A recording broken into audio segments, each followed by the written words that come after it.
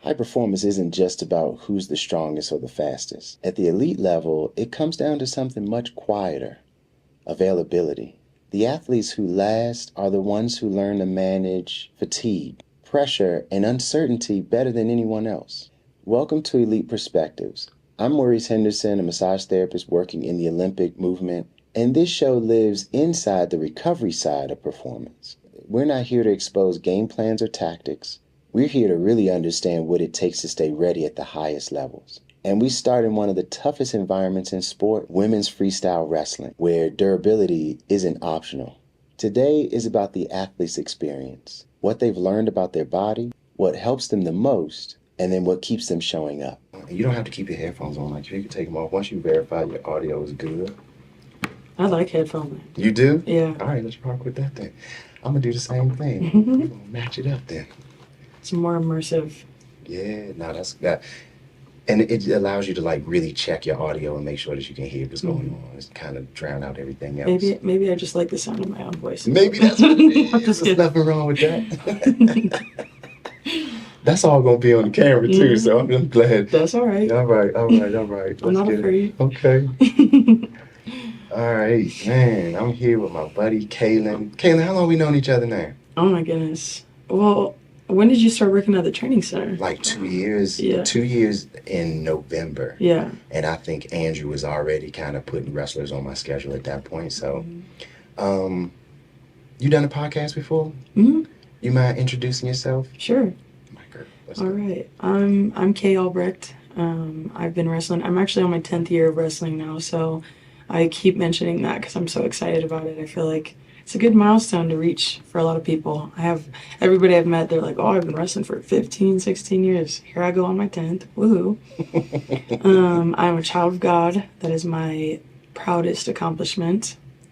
I'm the oldest sister of 7 kids. I didn't know that. Mm-hmm. Okay. Let's go, because So 7 total? Yeah, there's 7 total of us. Yeah, I have 6 siblings. I got 8. I mean, it's 7 siblings. I told you, knew I had a big family. Okay. Yeah. Maybe we did talk about that then. Yeah, we probably did. I'm we sorry. talked about all kinds of things. Go ahead with your monologue, my friend. Yeah, all good. I got the U.S. Open coming up in 3 weeks, which we're training for. I'm really excited about. I feel like my mind, body, and spirit are all in a good place. God's definitely paving the path that I need to be walking on right now. And yeah, I mean, I have some accomplishments that are pretty how do you say that? Like oh my gosh. Recognized, yeah, I guess. It? Yeah, Okay, yeah, something. Yeah. But I'm a 2-time, technically like high school 3-time national champ. I won a title at NAIA's the first year that they were like a true championship sport, no longer an invitational. And then I wrestled at NCWWC, which is now NCAA's, and got second there. That was most recently. That was second most recently. So Okay. not this past year where they're now an NCAA sport, but the year before that. So was that 24 or was that No, early that's 25. 25? Yeah, Okay. that's early 25. Sweet. And that was my last year of eligibility on the mat too, which I didn't really recognize, but it was kind of poetic. Like, it's like the last year of the like technically invitational element of their sport, and now it's a championship sport, and also the last year of my collegiate career. That's fire. Yeah. Yeah. So I've got some other stuff. Like this year will be my 3rd year on the senior level. Just being a top 3 competitor now, definitely have a little bit of a target on my back. I'm being considered as like somebody that people gotta look out for. Like, you can't just step out on the mat and Joe Schmo it. Like, probably gotta take it a little seriously, which I take pride in. And yeah, I'm excited for all the upcoming stuff. That's fire. Yeah. Thanks for that. All right, so the questions that I have, like, it's more so because I don't want to be like an interview. I'm not trying to be out here being Joe Rogan or nothing. Right, you know what I'm right. saying? But because we get a chance to work together in what I imagine is like a unique space, it's like more of a recovery space, you know? Mm-hmm. A lot of the questions are going to be like tailored toward that type of thing. Mm-hmm. So my first question is, when did you first realize competing at this level would demand something very different from your body? Honestly, my first senior level tournament was competing at the Open in 2023, and like I kind of knew it was going to be a lot, but I didn't I didn't know how to measure it because I didn't have any exposure or experience at that level. So came out of having won the 2023 NAIA like championship at 155, which was a really close match. Like even that was a little bit different of an element of like there was a lot of my spiritual like life that went into that. Like I was praying a whole lot before that, and I mean there was some adversity before that. I was having night terrors. I hadn't had night terrors since I was 3 years old. Like all kinds of stuff that almost God allowed it for it to happen so that I could truly consider like the parts of me that I would have to dig into in order to bring it out, because I truly believe that everything happens for a reason and our experiences are made to make us, if that makes sense. Like everything that you go through is meant to serve you in some kind of a capacity. So even that coming up before, like the week before that national tournament was huge for me, and leaning more into my faith and considering that. But then here I go to the Open and I have all this support. Like my high school club coach has supported me since 2015, 2016 almost, and well into my senior level collegiate career. Like this will be his and I third or fourth Open together, third Open together, because it'll be my third year at this level. Yeah. And he's still going to be in my corner this year. So there was a little bit of that. But then, so I wrestled the first couple matches at this tournament and it was pretty easy, but I was almost like, I kind of, like it probably should go that way because I've known in me that I'm made of a little bit of a different grain than some of these girls. Like going deeper into a tournament like that, it's definitely going to require more out of you. So I took a B12, like the little like 5-hour energy shots, and crashed. Like I took it thinking I was going to be up in like 10 minutes, felt the jolt, and then I just like fell asleep, even on the competition floor, like right below the mat, and woke up and it was like, okay, we either have 10 minutes, 5 minutes, or 20 minutes right now. Like we had no idea, just because it was like weirdly organized, like nobody was really sure, and I had been asleep for probably 30, like, so it was a long wait time in between. So I get up, I start jumping around, I'm like trying to wake up my body, and then they're like calling my bout number, and I'm like, wait, right now? Like I just woke up, you mean right this second? And I go out there, and again, I had already wrestled like a couple matches at that point and was expecting it to be a little bit more, but I couldn't like wake up. Like consciously I'm sitting there like, okay, I know it's happening, but it was almost like that like groggy feeling when you first wake up in the morning, like you know what your body needs to do. You get up, you check your phone or brush your teeth. I was like in that kind of state, but trying to compete, and it didn't go good. Like I got pinned and put to my back in the first period, and it was like coaches are telling me to wake up and get out of this position. I just couldn't like figure out what to do with myself. Like it was like a fever dream kind of. And in that moment, like it definitely hit me pretty hard because I had just came off of a big win. So the fact that it was not only a loss, but then I get pinned by potentially a girl that is younger than me and I should have had more experience and should have been able to perform better against. Like I remember like running up into the bleachers and like finding a quiet space and being like, gosh, that really sucks. Like I know I could have done better. Like almost not being able to cry because of how angry I am with myself and like frustrated. And like knowing that I need that emotional release but can't snap out of that weird like I'm still asleep phase, you know? Yeah. And at that moment I feel like is definitely when I knew like, all right, you can't do silly stuff like have a B12 before a match in a tournament like this. Like your true nutrition and your true consideration of how many hours of sleep I need to get and when I need to wake up and being able to know when I can sit down and measuring that in like the lack of awareness of the amount of time. Does that make sense? Like, total sense. Yeah, if we never know if there's 15 minutes between your next match or 45 minutes. And on the front side of that bracket, like there's probably going to be maybe 20 minutes or there could potentially be 45 depending on how the tournament is built up, how many girls are in each weight class. And there's a lot of different moving parts that are to be considered if you want to be a professional, and you can't rely on your coaches for all of it. Not that they're incapable of being like able to rely on, but these coaches also had, you know, high schoolers wrestling at this tournament, and then they had senior level people. Like they're measuring all kinds of things, and it's unrealistic to put all of this weight onto another person, especially when like this is now my career and something that I need to take charge of. And I think in that moment was my first exposure to it.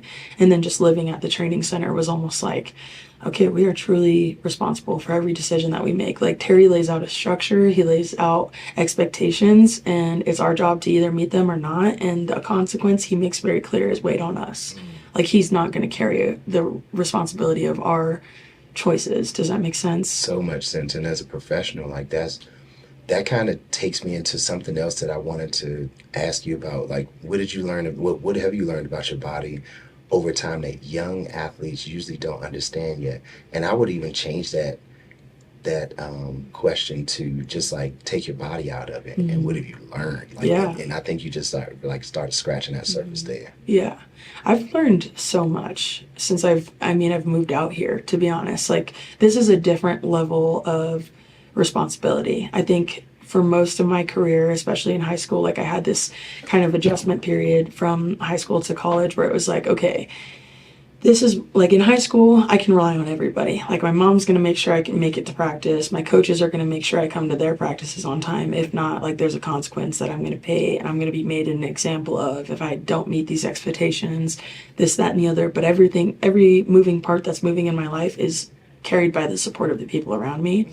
And then when I get to college, it's like there's a little bit of an element to that, but not truly. Like it's almost like a false security. Like, hey, we set these standards and expectations and it's your job to meet them. You're still going to have the punishment.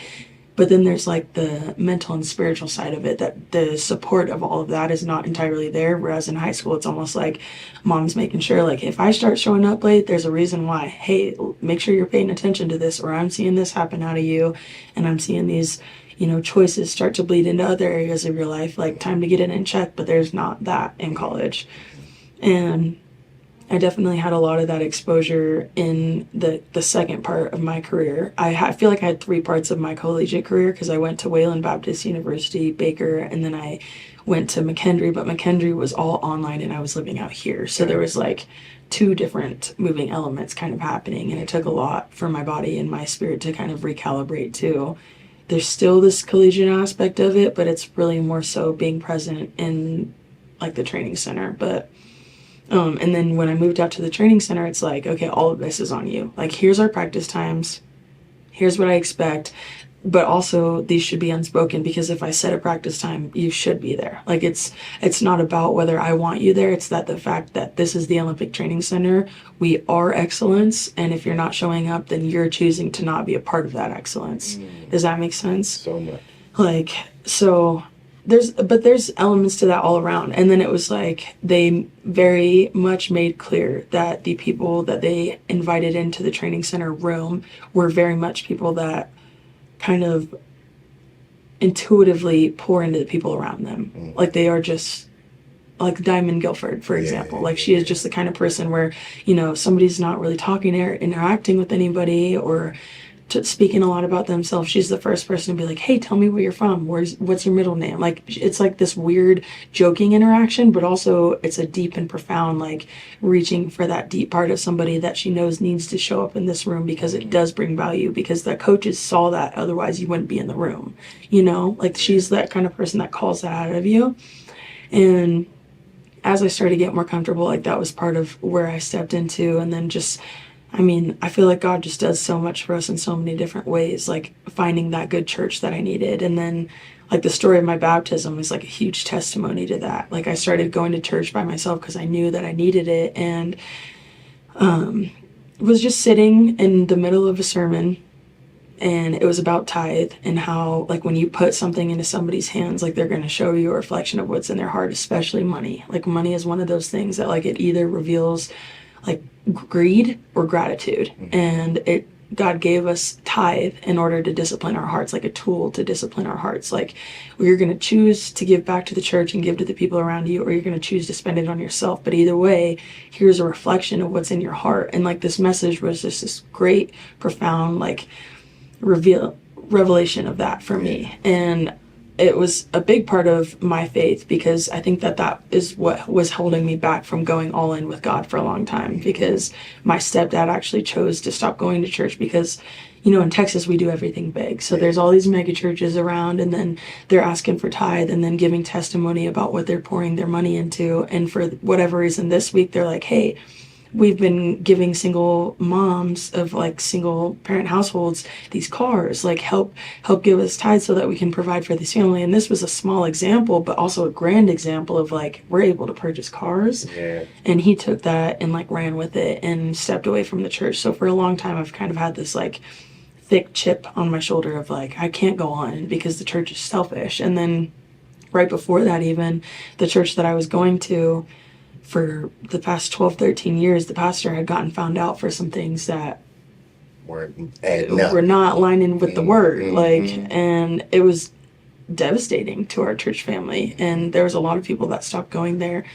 And so it was almost like perfect timing, like divine timing that I heard this message. And I remember sitting there with God and just being like, what do you, I hear you, but what is the message here? And then I feel like I got this vision of all these different moments where he's like planted like water baptism and like being like sitting in the rain and just feeling like it's the best thing ever and being washed clean and just having had this terrible experience of, you know, embarrassment at Olympic trials, like a devastating relationship breakup, was just messy and all over the place and struggling with depression for a long time. And then it was like, okay, baptism. Like it was very evident that it was like, I want you to step into this element with me alone.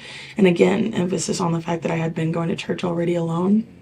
And I was like, okay, God, if they mention baptism, like, I'm going to do that. And then as soon as I confirmed that in my spirit after that conversation with God, the next thing that I heard from the microphone from the pastor on stage was like, and join us next Sunday for Baptism Sunday. I'm not even kidding you. I didn't even take a breath. I looked down at my phone. I text my OPTC family, like the training center family, in our group chat. And I'm like, hey guys, I'm getting baptized next week. Like, join me or don't. Just know it's happening. I'd love your support. I'd love for you guys to be there. And I had just stopped being friends with somebody really close to me because I didn't feel like I was getting that support. And later on in that message, or in that element where I had chosen to do that, was like very much revealing of the future of our friendship, if that makes any sense. Yeah. And so I remember going to church the next Sunday and just kind of having this like anxiety feeling of like, okay, I'm really excited and I'm also really anxious. Like, I don't know if I should be here. Like the enemy like starts chirping, right? And he's like, oh, you're alone. Like nobody that, you know, you go to the training center with is here. Like nobody's supporting you. I hadn't gotten a text, nothing that morning. And like my family had been blowing up the group chat. And so I was like reading those and trying to be motivated on that. Like, I've been coming to church alone anyway. Like, God is supporting me. My family can't be here. It's Colorado. Like, my family lives in Alaska and Texas and Arizona. Like, we're spread all over. And I'm in the room and the pastor's giving a message like, hey, if you don't believe that like Jesus Christ is your son, Lord and Father and Savior, then like this might not be the week for you to do it. And I'm like, no, I believe that. Like, I want to be here. I know I want to be here. And it was almost like that. Okay, let's do it anyway. And I feel like I remember like God like holding my hand as we're like walking into the auditorium. He's like, we got this. Like, let's do it. I'm so excited. So like, you were energized. Yeah, energized. Yeah. He was being my biggest cheerleader and I could feel his presence. But it was really cool because I got my head down for a second. We're walking through the auditorium and I look up and one of my coaches is in there. I'm like, yes. I'm like, thank God. I'm like, God, I knew you loved me. Like, I knew you would show up for me. Like, I feel you here, but like, this means so much to me. And I remember hugging her and her husband's right behind her and he's like kind of standing in the middle of the aisle so I can't see anybody behind him. And then he gives me a hug. And you know how you like pass somebody's shoulder when you hug them? He like gives me a hug. I close my eyes. I open my eyes. He like moves open to open the aisle and my entire team is like in the entire aisle. That just made me get tense. Like, yeah. That's so crazy. Yeah. No, like my entire team, like Alex Ally's in there, Diamond's in there, Sky Hattendorf was in there, Brooklyn was in there, like all of these girls. And then so I'm walking to the front and in the first row in the front is Tabitha. She's the security lady that works at the training center. Yeah. And she's like, dude, I haven't been to church in 30-something years. Like, this is my first time in church in a long time. So 18 people, including Tabitha and like Anna and her husband, like came to watch me get baptized. And it was just beautiful. Like, I remember going into the waters and feeling like just this light pour onto me and this weight lifted off my shoulders. And I get out of the waters and Diamond's right there like, good job, friend. And I'm like, Did you post that picture? Yeah. I remember that. Yeah. Because I remember the day of your baptism because, you know, I've followed a few of you guys on social and I just remember that post going up, whether it was really close to the baptism or whether it was a few days after. I remember seeing that. Yeah. And, yeah, we've always talked about the Bible. Yeah. Man. Yeah. That's so good, you know, cool.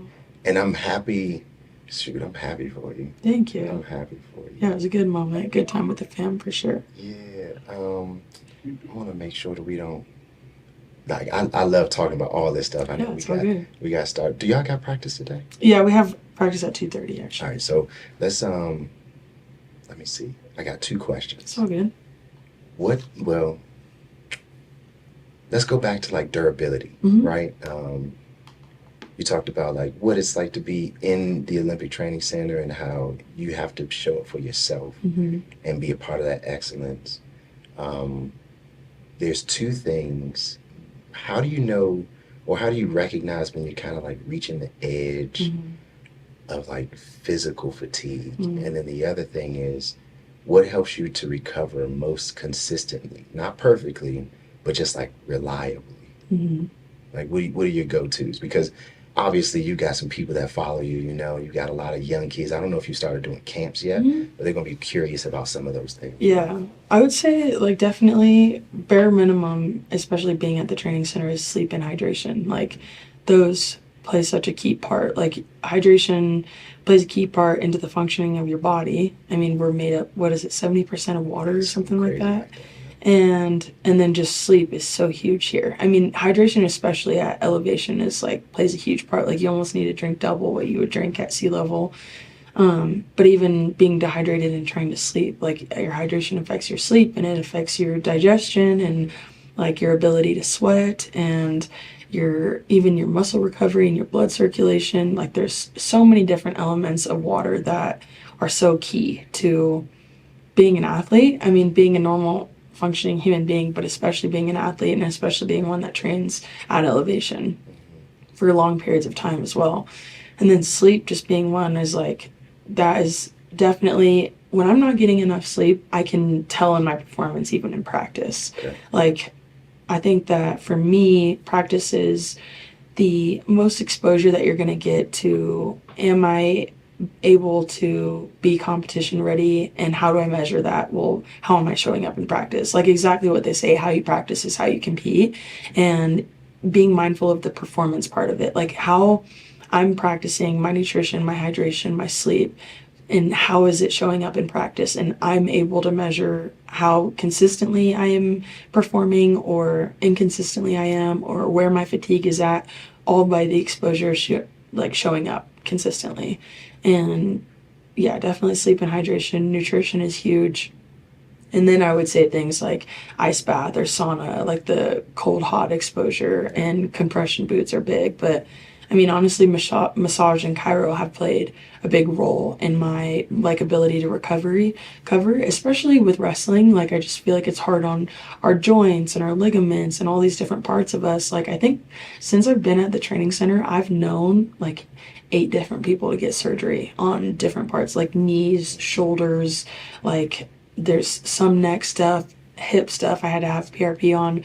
But I think all of that plays a key role into, am I taking care of my body? Am I getting massage when I need to? Am I getting cupping when I need to? Am I truly recovering, or am I just pushing through because this is what's expected of me? Like even Terry is like, hey, we understand that there's a different age level here. Like there's youngest is 18 in our room and then the oldest is like 32 or 33. Like you can't put the same level of expectation on people and expect the same level of growth, like you can't put the same standards on an 18-year-old that you would a 32-year-old, because like I'm older, my body's not going to be able to handle that. Whereas 18-year-olds, like our girls that are young, don't want to stop. Like Brooklyn, it's like taking a lot for her to stop, and now she's having to get a couple different surgeries because they're telling her like, hey, you needed to have slowed down and taken care of yourself a little bit more than you are right now. And again, that's like no hate or any kind of measurement, but it's to be considered. Like you can learn from the people around you and also measure that and consider like, hey, I noticed that this person didn't ever slow down. What was the effect? This might have played a factor into the effects of, was I consistent with my recovery and did I follow the recovery plan or the deload plan kind of thing. Oh, that's great. And Yeah, no, I mean, I don't think it didn't sound like hate because I know that you guys are close, Yeah. So, I Hmm. mean, and you guys live together, so Hmm. there's a lot of learning that happens symbiotically just by Hmm. you guys I hope I said Exactly. that word right. Yeah. Yeah. Symbiotic is Okay. perfect. Yeah. Yeah, but I mean, and I can tell, just from the time that I spent over there, just how much you guys rely on each other, Hmm. even We though do. Yeah. it's a team effort, Hmm. it's an individual sport, especially once you Hmm. get on the mat, but man, even after you and Kennedy finish up y'all's match, like Hmm. just the love I could just see Yeah. that you had for her being a competitor, but at the Hmm. same time somebody that you look forward to training with. Yeah. Like you could see it. Yeah, I mean, so Kennedy's somebody that I look up to even. Like she's somebody that's younger than me, but how vocal she is about her faith and how like the standards that she holds herself and even how she carries herself and how she dresses and how she does her hair and her makeup, but then how she treats her competitors. Like obviously she's really good, Yeah, but you've never seen her be like suplex or double somebody and then be like, yeah, yeah, like they exactly. deserve that. Like I put that on. Like you never see her carry any kind of like arrogance to herself. Hmm. So yeah, definitely in a huge way I look up to her, and like she was able to expose some things in that match for me that is like, okay, I am not silver medal Olympian ready yet. Hmm. Like there's some really hard realities that I had to face post match of that, but also some really beautiful realities in the way that just because somebody's younger than you doesn't mean that you can't look up to them also. Yeah, and So that's man, that's you. I've never ever thought anything other than the fact that you're just like one of the most humble people that I know on thank campus. I'm you. serious, and I'm Yeah. not saying that just to say okay, but I really, man, I like you a lot. I received You that. know what I'm Thank you. saying? Yeah, definitely did. What have you learned? This is like we're gonna finish up here. Mm-hmm. What have you learned about managing yourself under pressure? Mm-hmm. Hmm. So I think that a story or a memory that I'm like brought back to is one of my first weeks here at the training center. Terry was talking about, I think it's your, is it your hypothalamus or your it's like some muscle in your brain that's like resistant to resistance. Mm, Does that make it sense? does, yeah, yeah, Like, yeah. like it's almost Well, like, maybe we'll put that up on the screen. I'll find out exactly what it yeah, is. it's But you said something like that. resistant to Resistance. Okay, yeah, Yeah. uh-huh. So it's like that moment where it's like a muscle in your brain that is able to make the choice of doing hard things dependent on your ability or exposure to having done hard things. And so, I mean, his point at that point was showing up to time, practice on time, doing cold plunges, like whatever is hard for you, like do that thing so that when you're in matches and you're faced with the cusp of a decision and you're torn in this dilemma of, okay, I'm either going to push really hard right now, knowing that I'm tired and knowing that I might lose myself entirely, but knowing that I also might be able to score in this position and win this match, or I'm going to give in to this tired and this fatigued feeling. And I think that for me and my exposure having been here is that resilience is grown in the exposure of resistance. Like your ability to heed through that and to make the decision of, gosh, this is really, really hard right now. Like every single part of me does not want to make this decision to get in this ice bath. Like sitting in 30-degree or 40-degree cold water is the hardest thing that I feel like I could ever do. Like every part of me is like almost angry. Like I literally feel like the molecules in my body like have mad faces all over them. Like they're just like, oh, get me out of here. That's hilarious. It's terrible. I hate it. But it makes me better and it Yeah. helps me recover. And knowing that like the gratification that comes out of making a hard decision is so much more rewarding than looking back and having the regret of having not made that decision. And I hear my teammates talk about the benefits that they have. And I say cold plunge, especially right now, because I feel like that is one of the harder things. Like showing up to practice is definitely a choice, and getting into the ice plunge is definitely a choice. And there's rewards on both sides of the other side of that choice. Like the reward is having mat time, getting like individual coaching, being able to measure where my body's at based on the amount of sleep, like even when I'm tired, even when I'm hungry, like those feelings are going to come up in competition. Am I still able to perform or choose to perform or push myself as hard as I can, even at the 56% that I'm able to function at right now, knowing that these factors are playing a part, and also there's being resilience grown. Like resilience is growing in that place of knowing, yeah, this is not the ideal environment and things are not going to be perfect when you walk into a competition arena or into practice. Like Yeah. That's good. Hmm. I like that. That's where I would leave it. All right, that's Long-winded answer. That's perfect. No, that was great. All right, so I've been doing this little section Hmm. called the rapid fire section. Where I just like fire off a couple of things and you Okay. just fill in whatever comes Right. to your mind. Okay. Okay, so like I finish the sentence kind of a thing, or Now I'm just going to say something. It's almost like a question, but I'll make a statement and then you just kind of fill in the gap with whatever okay. comes up. Okay. Okay. You ready? Yeah, I think so. All right. Most underrated recovery habit. Sauna. Most overrated tool. Tool. Yeah. Oh my goodness. I don't even know. Overrated? Overrated. Overrated. Tape, maybe? I don't know. Tape, in my opinion. Let's go. I've not ever responded well to tape, so Yeah. yeah. Yeah, no. Sorry to all the ATs out there, you know. I know, it's my bad. I've not ever felt like I'm like, I'll just put a brace on it or whatever. Let's go. Toughest day physically. Thursday. One recovery mistake you learned from.